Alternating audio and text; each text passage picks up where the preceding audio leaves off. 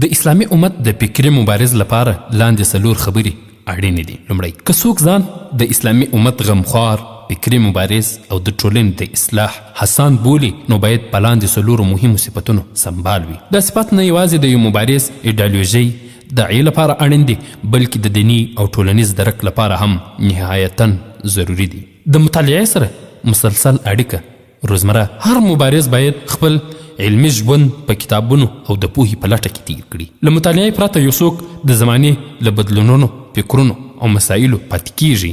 مطالعه روزانه هومره مهمه ده لکه څنګه چې بدن ته خواړه او څښاک اړین دي. هره ورځ یو نوې خبره، یو نوی فکر او یو نوې پوهه زده کول د مبارزې ځواک زیاتوي. دویم، نړیوال سیاست څارل. اسلامي امت یوازې د خپل کور دننه ستونزو سره مخ نه دی، بلکې د نړۍ په کچه ډېر مسایل شته چې باید په اړه یې آګاه اوسو. د نړیوال سیاست بدلونونو او د امت پر وړاندې راولاړ شوي ستونزې او د حل لارې څارل درک کول هر غمخوار ته اړین دي. که یو مبارز له نړیوالو پیښو او سیاست نه ناخبره وي، نو د امت د ستونزو سم درک تحلیل او حل لارې په څنګه وړاندې کړی شي.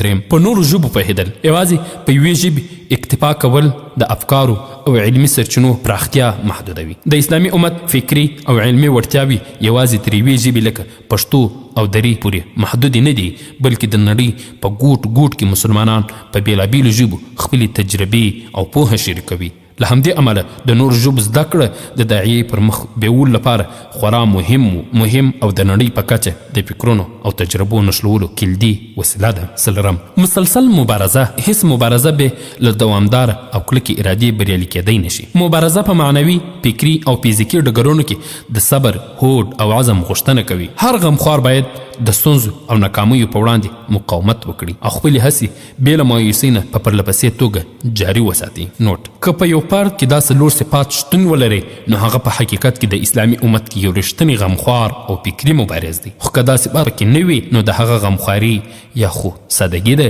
یا هم یوازې یوه دعوه ده چې د چل او فریب نه پرته پکې بل څه نشته.